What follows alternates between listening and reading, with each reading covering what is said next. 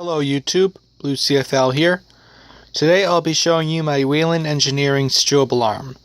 It is an ESL smoke detector mounted on a unit that contains a strobe rated at 120 candela at 75 flashes a minute, and the internal components for it to run at 120 volts.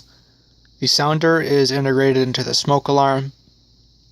This unit was designed to be mounted on a hook or a screw on a wall. It has an easy carrying handle. This was designed to be more of a temporary setup. It is made to be plugged into an electrical outlet and not hardwired into a building. And it's pretty simple.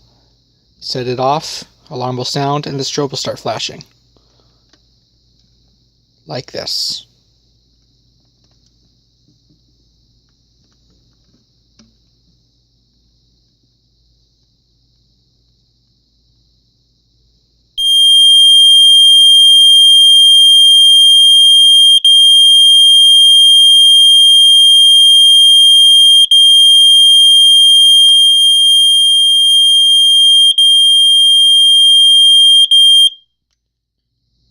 It takes a minute to start, but that's basically what it does.